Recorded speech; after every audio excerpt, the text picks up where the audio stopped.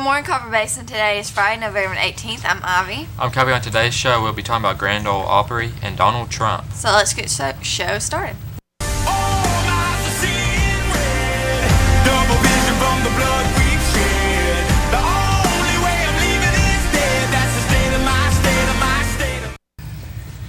Fans got more than they paid for Tuesday night at Grand Ole Opry. They got to see Crystal Gaylene, but they didn't know she was going to sing with Carrie Underwood. And then they really didn't know Underwood was going to ask Gaylene to be the next member of the Grand Ole Opry. You are important to country music. You are also important to the Opry, which is why I ask you tonight if you would join the Opry family officially, Carrie Underwood said. Gaylene said it was a wonderful night. Now the weather.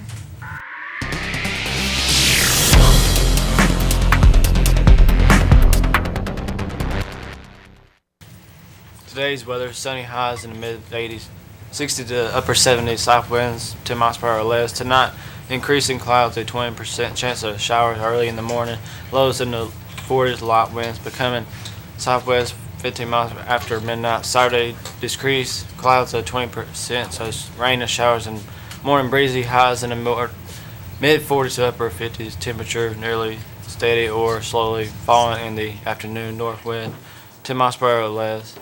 Saturday night, mostly clear, colder, lows in the 20s, north winds 10 miles per hour. Now, Ward News, Matthew.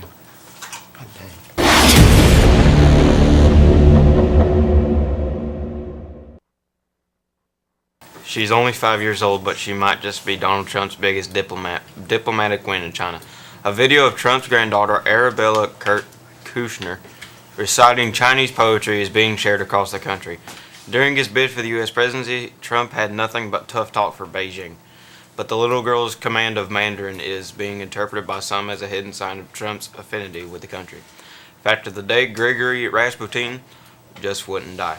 Rasputin endured multiple murder attempts in one day in 1916.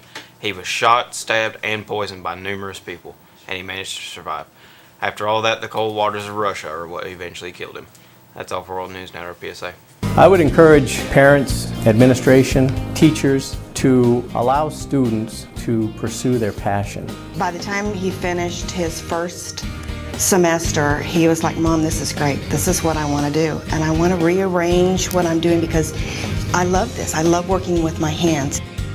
When you're done with high school, when you walk away in June, where are you going? We really have to be the ones to get that word out there to the kids. Everyone in this world has a purpose in life. It's our job to find out what that purpose is.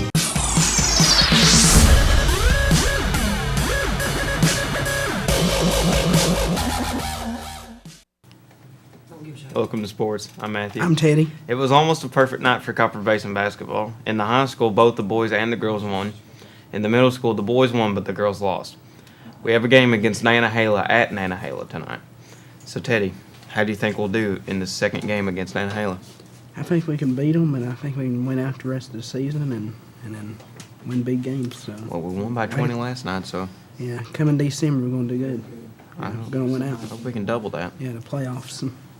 That's all for sports. Now, lunch, Hannah.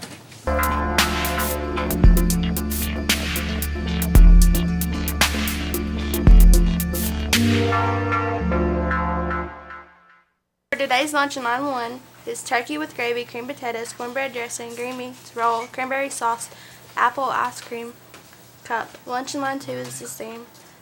For breakfast in line 2, when we come back, is toast and cereal. Tomorrow, breakfast in line 2 is sausage biscuit. That's all for lunch, breakfast, and local news. No one gets out alive. Every day is do or die. The one thing you leave behind is how did you love? How did you love?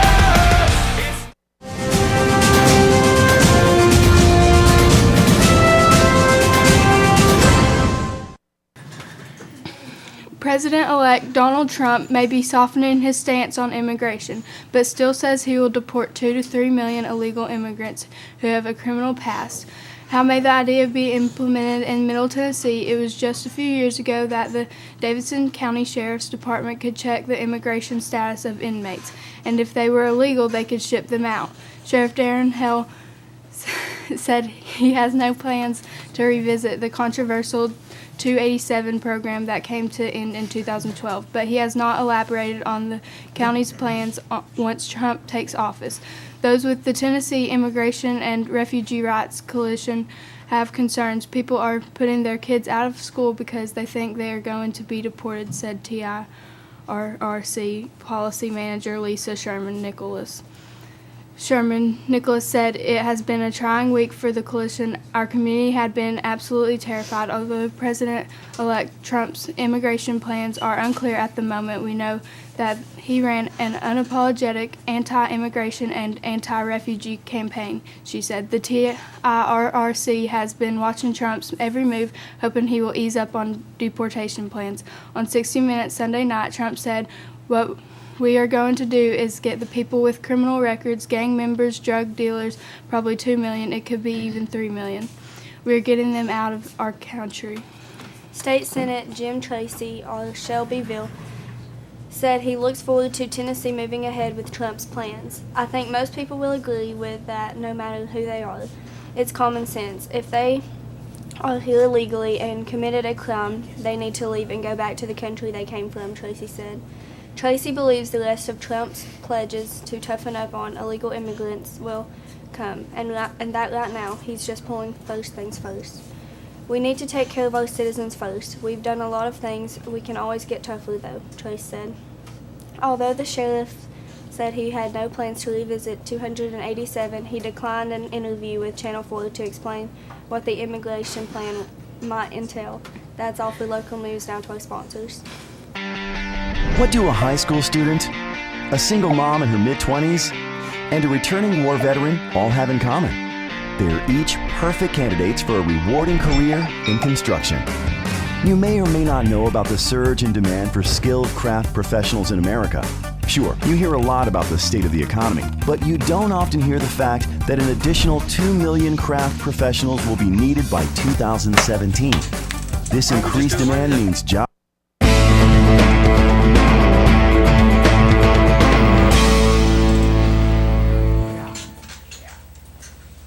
For today's announcements, We still have the email for any pictures or videos or pictures you would like to be put on Cbtv. Thanksgiving break is next week. Copper Basin High School and Copper Basin Elementary School have a food drive this week. 1 point items are pasta and sauce, macaroni, rice, canned vegetables, soup, chili, jelly, canned meat, and tuna. 2 point items are peanut butter, breakfast cereal, and oatmeal. Turkey feathers also equal 1 point. All proceeds benefit the First United Methodist Church Food Bank. The prizes are best dressed turkey, 5 minutes early lunch for 1 day. Class with the most points gets 3 cookies. They just get 3 cookies. Cookies for 3 days. If the high school has 500 plus points, Dr. Goodman gets a pie to the face. If the high school has more points than elementary, Coach Kidd gets a pie to the face. The winning class will also get to pie both of them. Also, students who purchase feathers will be entered in the drawing for the prizes. 12th grade's in the lead right now with 52, but they are still counting cans. And then juniors have 50. I'm not going to say. Sophomores. I'm not saying our number. So. You have 9. Freshmen are beating you now. I don't care. Freshmen are beating you now with 29. 8th grade has 39, and 7th grade is tied with juniors at 50. Happy birthday to Hunter Raper, Paisley Delk, Joe Boggs, Aaliyah Lunsford. And next week's birthdays are Ethan Huskins, Laurel Price, Carson Burkett, Kate and Malia Bigham, Sierra Belheimer, Myra Stevens, Nathaniel Dill, Brendan Dutt, and finally but not least, Joanna Boss. Wow, that's a lot of That's a lot of daggone birthdays. Yeah. That's all we have for today's show. So see you tomorrow in CBTV News at 9.